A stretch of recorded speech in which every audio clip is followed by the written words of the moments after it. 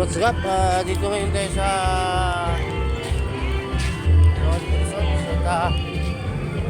mo.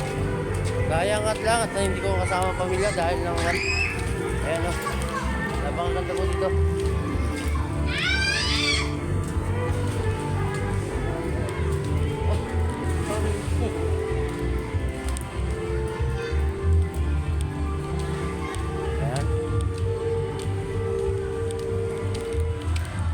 Wala pa mahal ang pamasahe kasi kaya hindi tayo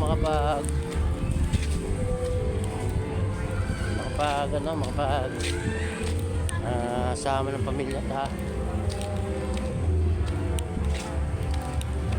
ayan po.